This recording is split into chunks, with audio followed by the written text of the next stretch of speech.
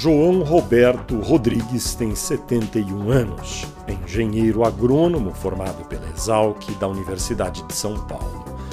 Roberto Rodrigues, como é mais conhecido, vem de uma família de agrônomos. Seu pai, Antônio Rodrigues, fundou entidades de representação do agronegócio e foi secretário de Agricultura de São Paulo no início da década de 60, no governo de Adhemar de Barros.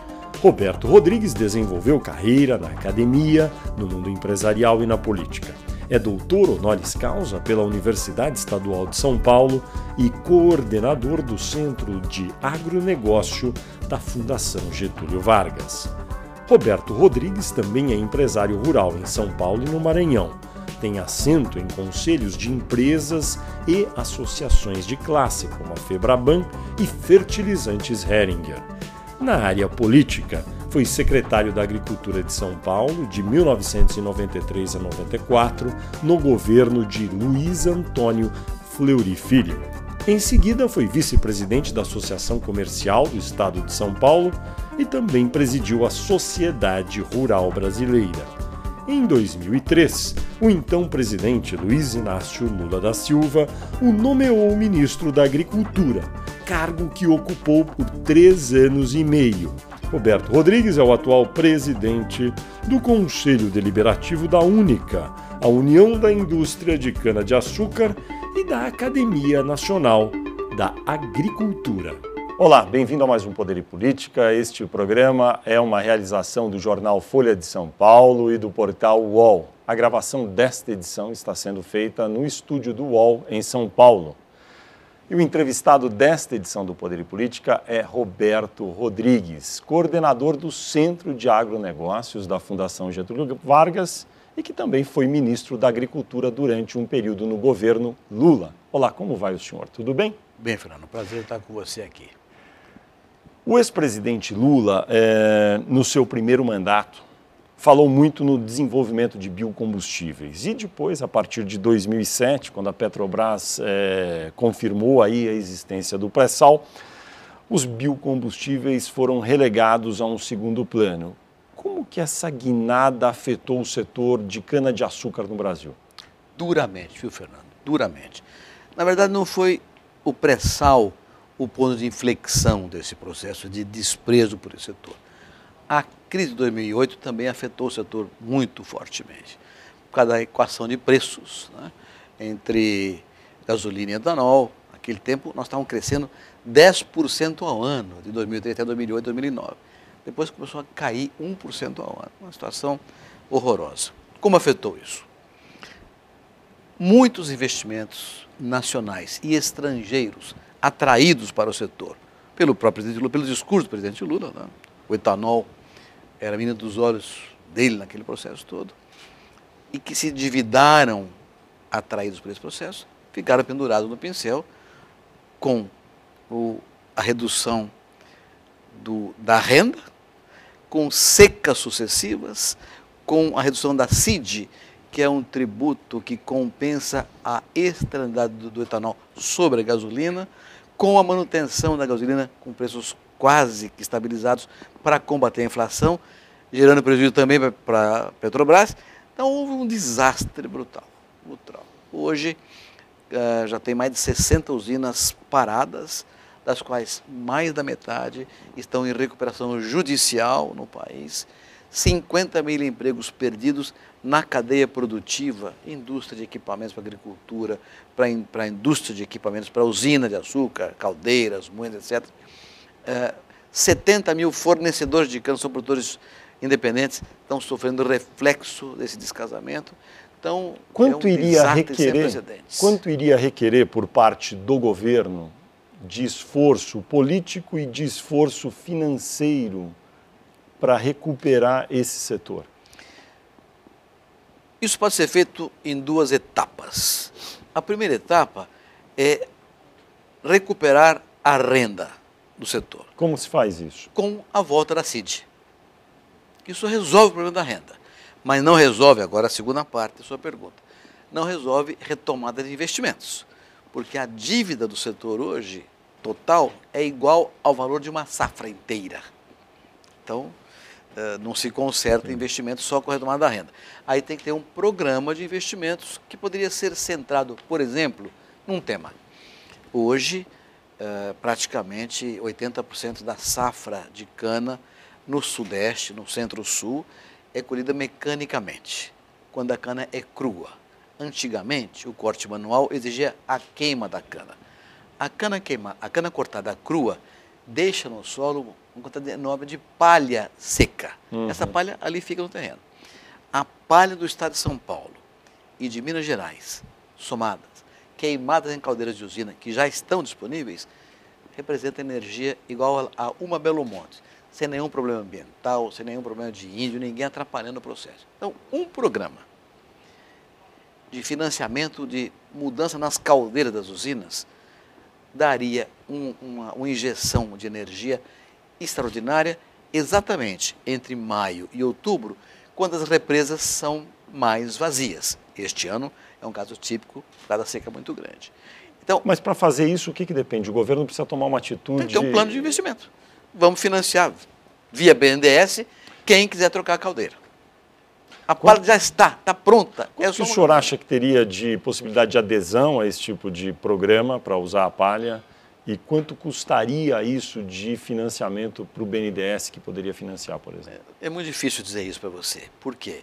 Porque há usinas e usinas. Tem usinas que moem 10 milhões de toneladas e que moem 1,5 milhão de toneladas. Então, a caldeira para cada uma é diferente. Além disso, já existem usinas com caldeiras preparadas. Tem muita gente fazendo cogeração de energia elétrica hoje na usina de açúcar e álcool. Então, tem que fazer um estudo mais preciso para dar uma resposta de quanto vale isso. Mas mesmo isso, Fernando, é apenas um começo de conversa. É preciso olhar, no longo prazo, um PROER, porque tem hoje empresas que nem com a CID, nem com investimentos em caldeira, talvez não consigam sair da crise financeira que tem. Então é preciso olhar de maneira muito mais abrangente, com especificidade para cada região do país. Tem um sentimento geral nos últimos 20 ou 30 anos que foi sendo construído no mundo, no Brasil inclusive, a respeito de uma animosidade entre o setor de agronegócio e o setor, vamos dizer, mais político, chamado ambientalista, vamos dizer assim. Esse conflito, um sempre contra o outro. Em que medida o senhor diria que no Brasil os representantes do agronegócio perderam a disputa política na narrativa com a outra ponta da discussão, os ambientalistas, e hoje são vistos, às vezes, como inimigos do meio ambiente e não como, eventualmente, os que ajudam a fazer com que o Brasil tenha um PIB grande e produzir riqueza? Resposta difícil de dar em curto tempo, mas vou tentar fazê-lo. Talvez o símbolo dessa animosidade, desse confronto, seja o Código Florestal. Uma discussão de mais de 10 anos e que confluiu numa legislação que não era a melhor possível. Mas teve uma característica positiva. Ninguém gostou, nem ambientalistas e nem agricultores. Ninguém gostou. Desagradou-se a todos. Todo mundo ficou infeliz. Eu acho isso ótimo, porque se só um lado achasse bom, o outro teria sido prejudicado no processo. Como ficou equilibrado, então houve um arrefecimento na animosidade entre os setores. E agora, todos trabalham, ambientalistas e produtores rurais, para implementar as decisões do Código Florestal. A implementação do CAR, que é o Cadastro Ambiental Rural, que é um avanço espetacular, porque garante a legalidade de todas as fazendas brasileiras que estavam praticamente na ilegalidade com a legislação anterior. Agora isso resolve o problema. E, sobretudo, com um tema que para mim é fundamental, é o tal de PSA, Pagamento por Serviços Ambientais, que é uma mudança conceitual relevante. Explique o que é isso. Digo. Antes, todo mundo cometia um erro, pagava multa, pesados tributos e era jogado no inferno. Com o Código Florestal, regulamentado o PSA, que ainda não está regulamentado, está no Congresso para ser regulamentado isso, os produtores que andarem bem terão prêmios, bonificações, inclusive em dinheiro, porque estarão sequestrando carbono com seus mecanismos de pagamento ambiental. Isso muda completamente o cenário, dando ao produtor rural, com uma visão ambientalista, muito mais condições de crescimento econômico e social do que no passado. Isso junta ambientalistas e produtores, né, porque produtores farão cada vez melhor para receberem vantagens e esse cada vez melhor atenderá os ambientalistas. Então, isso é uma novidade fundamental. Acho que o Código Florestal é um ponto de inflexão dessas relações. Foi muito difícil chegar ao Código Florestal, chegar a um consenso, mas esse consenso obtido criou uma nova plataforma daqui para frente. Porém, só para terminar esse raciocínio, é preciso fundamentar um outro tema. O que havia no passado, eventual desmando do produtor rural em relação à questão ambiental, se devia fundamentalmente a dois fatores. Primeiro, ignorância. O tema não era um tema conhecido. E segundo, falta de regra, de legislação. Agora existe. Então o produtor rural hoje tem convicção de que se ele fizer bem feito, ele terá benefícios e mais do que isso. Ele estará preservando o patrimônio dele, que é a terra dele. Se não preservar o solo, tem erosão, se não cuidar da beira de rio, vai ter problemas de desagregação. Então, ele está preservando para seus pósteros o seu patrimônio. Então, ele virou um ambientalista, em geral, da imensa maioria dos produtores rurais brasileiros. Deixa eu te perguntar, queria alguns números gerais do setor agropecuário no Brasil hoje. Quanto ele representa na composição do PIB? 23,5% do PIB. Exportações, o que representa? Exportações, vou dar tenho números de uma década, mas número do ano passado. O ano passado, o saldo comercial do agronegócio brasileiro foi de 83 bilhões de dólares. E o saldo comercial do Brasil foi de 2,6 bilhões de dólares, incluído o agronegócio. Por quê? Porque demais setores tiveram um déficit de 80 bilhões de dólares. Foi assim no ano anterior, nos últimos 10 ou 15 ou 20 anos, o saldo do agro é sistematicamente positivo e crescente, o que tem garantido o saldo comercial do país, de maneira geral, e, por via de consequência, a preservação das reservas cambiais. Então, é um negócio impressionante. Com outro número, em 2003, 10 anos atrás, o agronegócio exportou 30 bilhões de dólares. 10 anos depois, 2003, o ano passado, 100 bilhões de dólares. 3,5 vezes mais, num período sobre o qual metade foi vivida dentro da maior crise financeira dos últimos 50 anos no mundo, em que o comércio mundial refluiu e o agronegócio triplicou as suas vendas. Então é muito competitivo. O que o agronegócio deveria fazer para que a sua imagem perante a sociedade melhorasse em contraposição às críticas que sempre recebe do setor ambientalista? Em primeiro lugar, eu acho que as críticas estão diminuindo, por causa do tema já referido. Em segundo lugar, a imagem vem melhorando muito, Fernando, vem melhorando muito. E eu acho que aqui tem um tema fundamental. Tudo é comunicação. Se você não comunica a verdade, você vai sempre ter uma impressão, uma informação inadequada. Eu penso que a mídia brasileira, nesse aspecto, mudou de posição. Esses números todos, o agronegócio gera 30% dos empregos do país. Saldo comercial, participação no PIB. O PIB do agronegócio, que é 23%, mas a influência dele sobre o PIB nacional é muito maior. Porque, por exemplo, bancos, seguradoras, fábrica de geladeira, fábrica de micro-ondas, tudo isso acaba tendo uma vinculação com o agronegócio, embora não seja agronegócio. Fábrica de prato, de talher, tudo isso tem ligação com o agronegócio, né? Outras coisas são direto. Meu sapato, seu sapato, são subproduto do churrasco. Você come picanha e o couro faz o sapato, o cinto, o bolso, etc. A tua gravata e a minha, suponho que sejam de seda. Seda não nasce numa loja de tecido.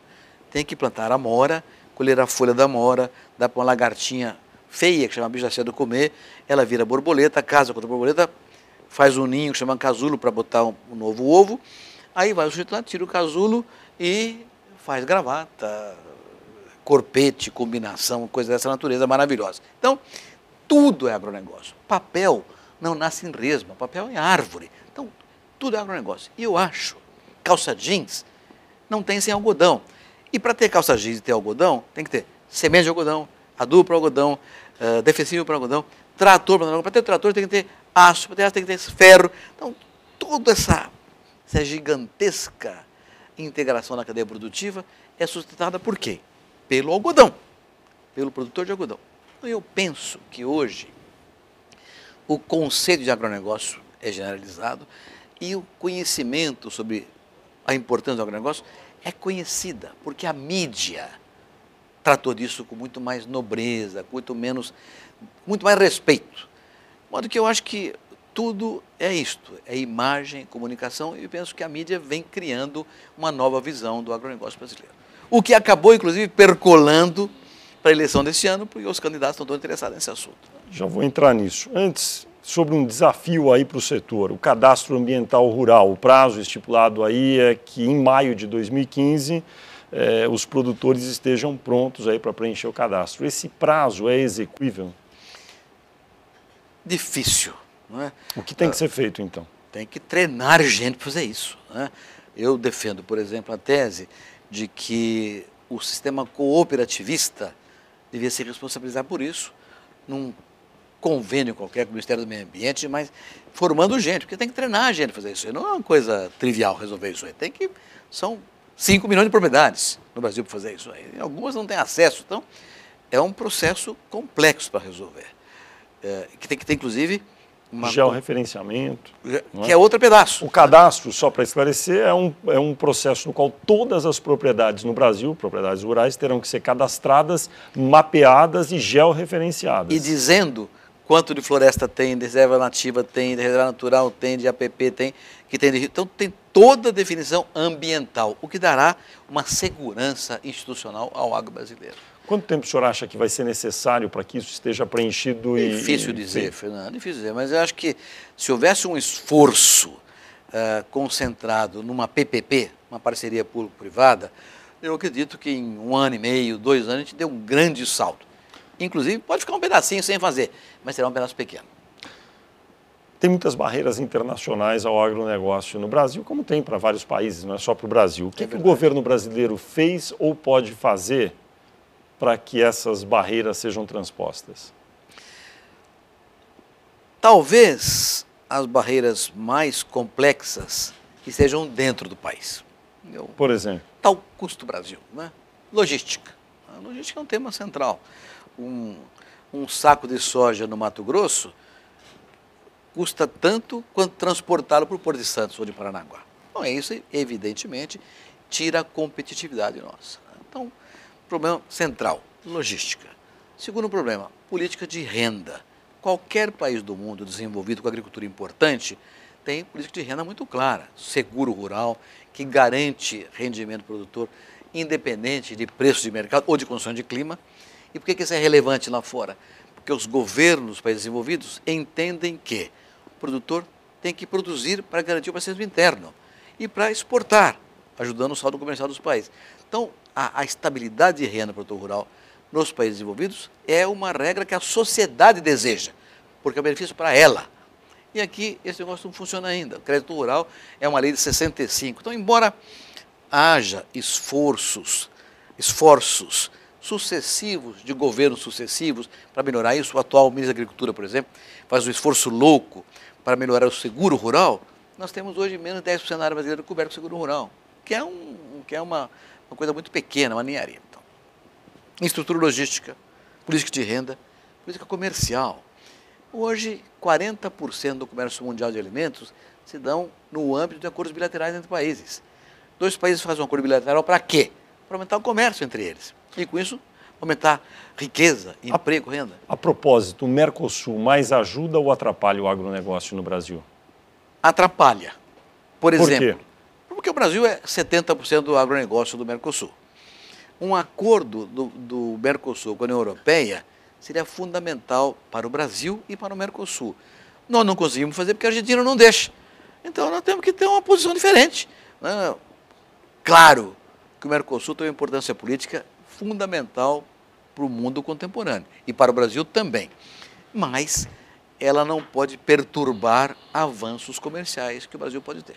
Então, temos que ter acordos bilaterais, avançar em novos mercados, agregar valor ao produto agrícola. Então, são 3 temas fundamentais: logística, política comercial, política de renda. E tem um monte de outras coisas que talvez tudo se traduza numa única palavra, ou numa palavra dupla: estratégia articulada. Nós não podemos ter no mundo inteiro,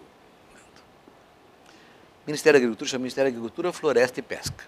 Porque nós temos 2 Ministérios da Agricultura, o MDA e o MAPA, um de Floresta, Meio Ambiente, e um de Pesca.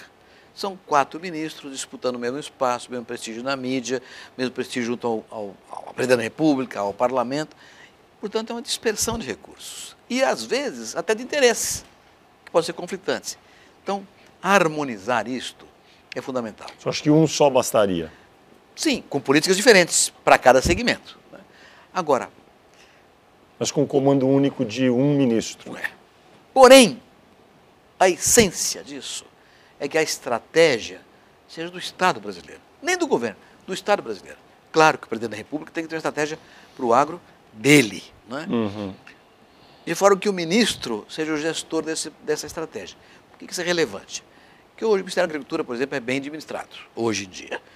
E tem técnicos da melhor competência. Então, a política agrícola está pronta no Ministério da Agricultura. Qual é o problema? Logística, quem cuida? Ministério de Transportes, Ministério de Portos. Comércio, Itamaraty, Ministério da Indústria e Comércio Exterior. Meio Ambiente, Ministério do Meio Ambiente. Agroenergia, Ministério de Minas e Energia, Petrobras, ANP. A questão sanitária, Anvisa e IBAMA. A questão dos índios, a FUNAI. A questão dos orçamentos, Ministério do Orçamento, Ministério do Planejamento. O problema tecnológico, Ministério da Ciência e Tecnologia.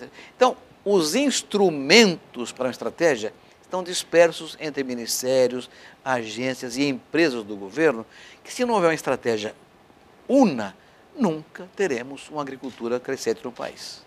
Como é que o senhor compara a gestão do setor, o Ministério da Agricultura, na atual administração federal, da presidente Dilma Rousseff, à gestão da administração do ex-presidente Lula? Me sinto constrangido a fazer uma comparação dessa. Acho que até por questões éticas eu não deveria fazer essa comparação. Mas o que se reclama é que houve uma espécie de partidarização do Ministério da Agricultura com todas as suas instituições. E isso criou uma certa barreira entre o setor e a liderança do Ministério da Agricultura, que não existe mais hoje. Faço questão de frisar isso, porque o atual ministro é um homem do setor, conhece o assunto, inclusive montou um plano de safra para esse ano que é muito bom, do ponto de vista de orçamento, recursos para o crédito rural, financiamento para a armazenagem. Então, tem uma nova visão, mas foram 3 anos com dificuldades nessa direção. Sem falar na agroenergia, que perdeu completamente a interlocução com o governo. Temos 3 candidatos mais competitivos que disputam a presidência da República. A própria presidente Dilma Rousseff, do PT, a candidata do PSB, Marina Silva, que substituiu Eduardo Campos, e Aécio Neves, candidato pelo PSDB. O senhor conhece as propostas, em linhas gerais, de cada um deles para o agronegócio. Qual juízo o senhor faz para cada um dos 3 a respeito do setor? Em primeiro lugar, deixa eu ratificar uma coisa que eu disse há minutos atrás. Eu tenho 50 anos de vida na agricultura, sempre em órgão de classe ligado à agricultura. Em eleições nesses 50 anos, sempre o setor se organizou e levou aos candidatos propostas e planos de ação. Nunca houve a menor reação em relação a isso. Esta eleição, e eu suponho que por causa do que eu disse antes, a mídia levou a informação ao setor urbano, que é majoritário do ponto de vista eleitoral, tem mais votos do que no setor rural. Então, os 3 candidatos a que você se referiu procuraram o setor rural, lideranças, instituições, em busca de sugestões para um plano de governo. Então, nós acabamos organizei um grupo de técnicos na Academia da Agricultura que eu presido, mais na GV, mais a ABAG, e montamos um plano de governo com base em 5 temas: sustentabilidade, competitividade, segurança jurídica, governança e orientação a mercados, que deram 70 e tantos temas. Isso foi enviado no final de maio a todas as entidades de classe do agro brasileiro. que responderam com sugestões, propostas, gerando um segundo draft, que foi discutido na Getúlio Vargas no dia 15 de julho com a maior parte das entidades do agro brasileiro, gerando um terceiro e último documento, que foi enviado aos 3 candidatos. Então eles responderam a isso. Aécio Neves e Eduardo Campos, muito próximos do que nós pretendíamos, muito perto do que nós pretendíamos. A presidente Dilma, por sua vez, aproximou-se muito da presidente da CNA, nossa maior líder, a presidente da senadora Cátia Abreu, que é a maior líder rural brasileira, e o programa foi costurado entre ambas, também com uma aproximação muito grande dos interesses do setor. Então eu diria que os 3 candidatos, Aécio, Eduardo e Dilma, estavam muito próximos dos sonhos da agricultura na direção da tal estratégia, com um Ministério da Agricultura mais fortalecido, com gente, como o atual ministro, competente no setor. A tragédia de Eduardo Campos mudou um pouco o cenário e a candidata Marina Silva introduziu no programa alguns temas que não são tão, digamos assim, afeitos aos interesses do setor. Quais são eles? 2 temas centrais. Primeiro, ela ressuscitou o tema do índice de produtividade como um instrumento de medir a capacidade do produtor de produzir adequadamente, né, num nível que atenda à determinação constitucional, segundo a qual todo propriedade rural tem que cumprir sua função social, produzir, gerar emprego, estar no meio ambiente. Então, quem não cumprisse isso ficaria sujeito à desapropriação. Esse é um item. E o outro item é o item do desmatamento zero, que eu acho que é um pouco utópico. O mundo terá 2 bilhões de pessoas nos próximos 30 anos, vamos precisar comer. 80% do crescimento da produção virá de produtividade, mas 20% virá de novas áreas, no Brasil e em outros países do mundo. E o Brasil é que tem hoje 61% do território, 61% do território com florestas nativas do tempo de Adão e Eva. Então, abrir algum cerrado será necessário. Porém, a minha tese é desmatamento ilegal zero. Ou faz com legalidade, com autorização do IBAMA, do meio ambiente, com beneplácito de todos os órgãos competentes, ou não pode fazer. Mas desmatamento zero eu acho que é um exagero. O senhor conversou com o candidato a vice-presidente na chapa de Marina Silva, que vem a ser o deputado federal Beto Albuquerque, do PSB do Rio Grande do Sul. O senhor discutiu esses temas com ele? O que ele disse para o senhor? Discuti esses temas e mais alguns.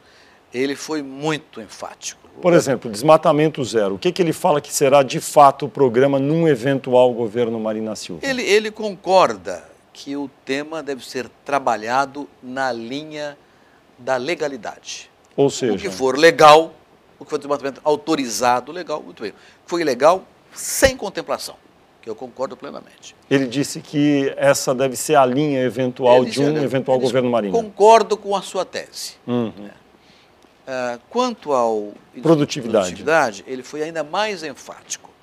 Ele disse que houve uma má interpretação desse tema. O que ele disse que é o pensamento da Marina, e sobretudo dele, e era do Eduardo, é que o índice de produtividade tem que ser usado como uma medição da competência dos produtores. Como assim? Aquele que for mais produtivo terá prêmios, em vez de castigo para quem for menos produtivo. De modo a estimular os que têm menos produtividade a serem também premiados no futuro. Então, o índice de produtividade terá um bônus e não um ônus produtor. Essa é a visão que ele me transmitiu claramente.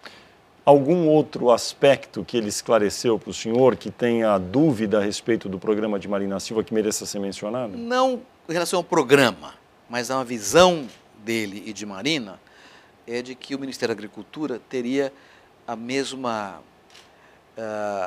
visão colocada por Aécio Neves. Seria um ministério fortalecido perante o conjunto dos ministérios, com um ministro com meritocracia, que conhecesse o assunto e que tivesse o respaldo da categoria de produtores rurais. Então, são 3 pontos muito interessantes que mudam, digamos assim, o que está escrito no programa da Marina. O senhor deu uma declaração pessoal a respeito da sucessão presidencial, dizendo que, particularmente, deve optar pelo voto em Aécio Neves no primeiro turno. Tudo indica, entretanto, nas pesquisas, que o segundo turno possa ser apenas entre, né, Dilma Rousseff e Marina Silva. Num eventual segundo turno entre Dilma Rousseff e Marina Silva, que dúvidas vão permanecer e que tipo de debate vai ter que acontecer a respeito do agronegócio entre ambas? Essa é uma questão muito complexa, né? Eu diria até, Fernando, que ainda no primeiro turno, essa questão está ainda indefinida. Por quê? Porque Dilma Rousseff é respeitada pela CNA, tem o apoio da senadora Cátia Abreu, que consta que seria ministra da Agricultura no segundo mandato da Dilma, que seria ótimo para nós. Cátia Abreu sabe tudo e há muita esperança de que ela resolva vários problemas. Mas ela é muito benquista na fronteira agrícola, onde a logística e o crédito são fundamentais. E o Plano de Safra é muito bom nesse aspecto. Ela é muito querida na fronteira de Mato Grosso, Tocantins, regiões de fronteira, Pará, etc. Marina Silva é muito benquista no setor sucroenergético, porque o etanol emite só 11% do que a gasolina emite, gera emprego e riqueza, que está muito de acordo com a visão de Marina. E ela já disse isso claramente. Resgatará isso no Sudeste. A agroenergia. Sudeste, uma parte do Centro-Oeste também. E o Aécio tem um apoio numa região desenvolvida de Paraná, São Paulo, Minas Gerais. Então, o setor está dividido em relação até o primeiro turno. Isso o senhor particularmente confirma, o senhor no momento vê mais clareza em Aécio Neves, por uma razão clara, porque a melhor proposta, a melhor resposta dada ao nosso plano oferecido aos 3 candidatos foi dada por ele. Eduardo Campos, quase idêntico. Marina teve esse adicional de periculosidade a que me referi já. Mas respondendo a tua pergunta, na hipótese de Marina e Dilma irem para o segundo turno, eu acho que será necessário esclarecer pontos que hoje não estão ainda suficientemente claros. Esses que o senhor mencionou, que Beto Albuquerque mencionou, por exemplo? Esse, por exemplo. Dilma terá que dizer o que ela pretende em relação à agroenergia. Qual é a matriz energética para o país? Ela que é especialista em energia, né? Qual é o papel da Petrobras? Qual é o papel da agroenergia? Qual é o papel do etanol na agroenergia? Qual é o mecanismo para a recuperação desse setor que gera 1 milhão de empregos só em São Paulo? Então, é preciso que ambas se debrucem sobre o agronegócio com mais especificidade e com mais respostas às perguntas colocadas. O senhor acredita que, dado o histórico de Marina Silva, durante o período em que ela foi ministra, inclusive na mesma época que o senhor foi ministro da Agricultura, ela foi ministra do Meio Ambiente, havia muito debate ali, muita fricção entre essas áreas. O senhor acredita que Marina Silva, com um discurso parecido com esse que o senhor ouviu de Beto Albuquerque, consiga debelar a resistência que existe em relação a ela? É difícil responder isso, Fernando. Marina, houve um período ao qual você se referiu, na discussão, por exemplo, sobre a transgenia, começo do governo Lula, mais tarde no Código Florestal, em que ela teve posições muito duras contra o agronegócio, como consequência do que ela queria, do que ela propunha.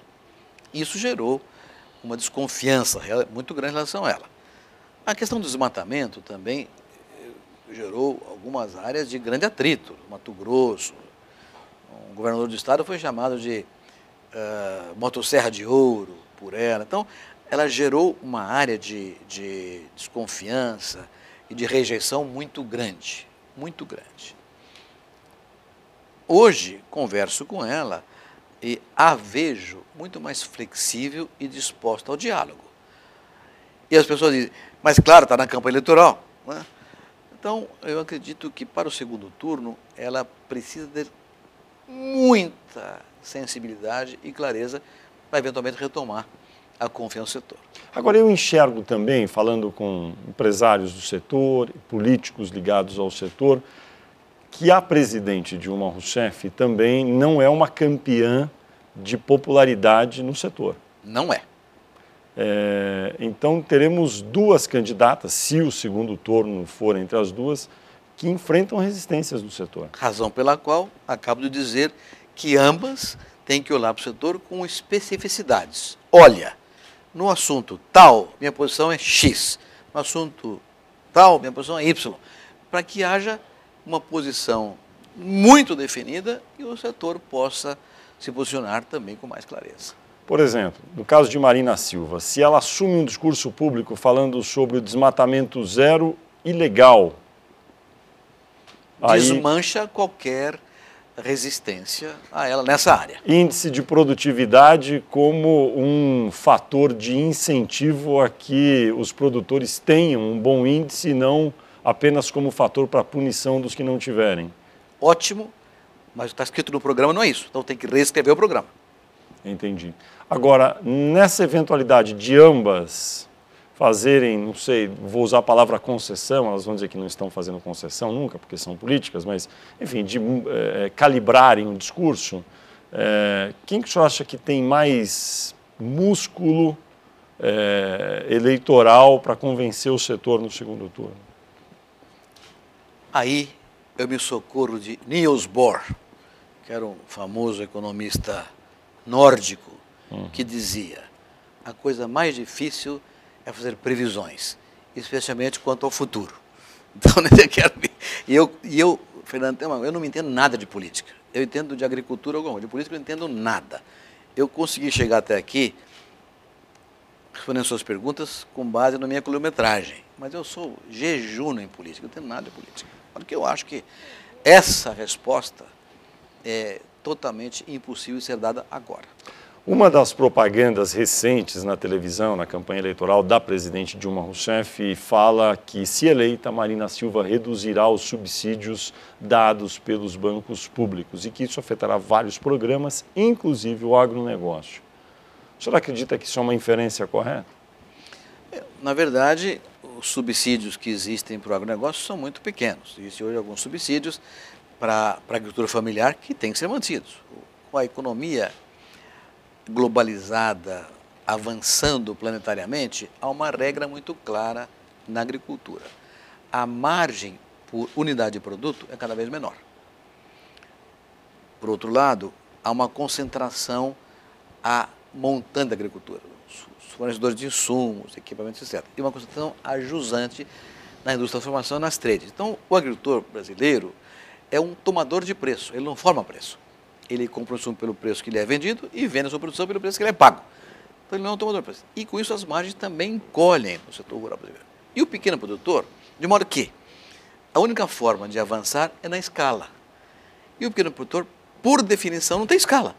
Então é preciso ter uma política para ele específica, para que ele tenha escala no conjunto, via, por exemplo, cooperativas, associações de classe, que até agreguem valor à sua atividade produtiva.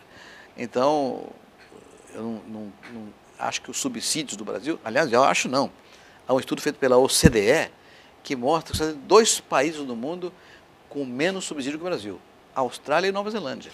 Então, estamos muito baixo no subsídio. Então, não vejo muito o que pode ser sacado do subsídio.